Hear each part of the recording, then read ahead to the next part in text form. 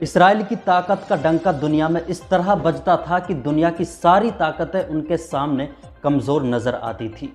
लेकिन हमास से जंग के बाद दुनिया के सामने इसराइल की वो ताकत पूरी तरह एक्सपोज हो चुकी है।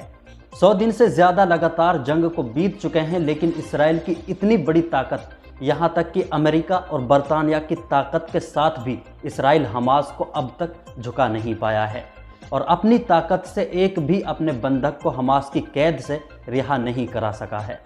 और अब इसराइल हमास के सामने खुद घुटने टेकने पर मजबूर हो चुका है। इसराइल हमास के सामने गिड़गिड़ाने पर मजबूर हो चुका है। इसराइल ने हमास से दरख्वास्त की है कि वो 2 महीने तक कोई भी हमला नहीं करेगा, लेकिन हमास किसी भी तरह हमारे बंधकों को छोड़ दे, हमारे यरगमालियों को रिहा कर दे। इसराइल अब जंग से पूरी तरह थक चुका है। अब वो सीज़ फायर करना चाहता है, लेकिन इस बीच 26,000 आम फिलिस्तीनी लोगों को इसराइल शहीद कर चुका है। इनमें 70% बच्चे और औरतें हैं और तकरीबन 80% फिलिस्तीनी ज़मीन को इसराइल इस बीच खंडर में बदल चुका है। 11 लाख लोग बेघर हो चुके हैं इस बड़ी तबाही के बाद। और जब फिलिस्तीनियों के पास कुछ नहीं बचा है, ऐसे वक्त में हमास भी सीज़ फायर पर सोच रहा है कि सीज़ फायर करना है या नहीं। बता दें कि हाल ही में एक ही हमले में इसराइल के 21 फौजी हलाक यानी मारे गए थे। यह इसराइली हुकूमत के लिए एक बड़ा झटका है। गुज़िश्ता दिन खान यूनुस में भी इसराइल की बमबारी में कम से कम 50 फिलिस्तीनी शहीद हुए हैं। इसीलिए यूनाइटेड नेशन के चीफ एंटोनियो गुटेरेस ने कहा है कि गाज़ा में बढ़ती हुई इंसानी तबाही शर्मनाक है और कहा कि फ़िलिस्तीनी लोगों के लिए एक अलग रियासत के क़याम की रुकावट नाकाबिल कबूल है।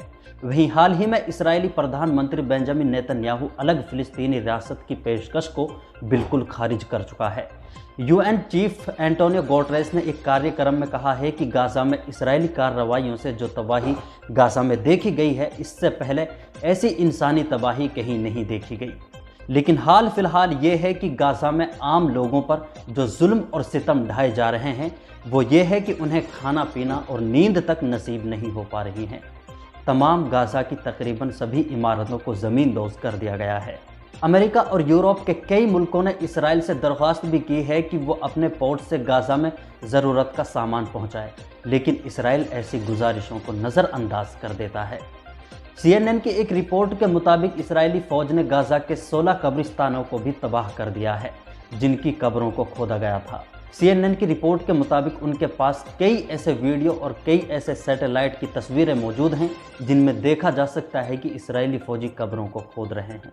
टाइम्स ऑफ इसराइल की एक रिपोर्ट के मुताबिक अमेरिका, इजिप्ट, कतर और तुर्की एक सीक्रेट डिप्लोमेटिक मिशन में जुटे हुए हैं, जिसका मकसद गाज़ा में जल्द से जल्द सीज़ फायर कराना है।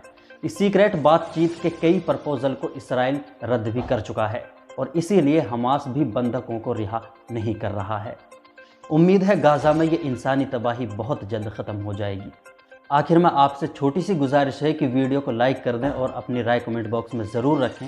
अगर चैनल को सब्सक्राइब नहीं किया है तो चैनल को सब्सक्राइब ज़रूर कर दें।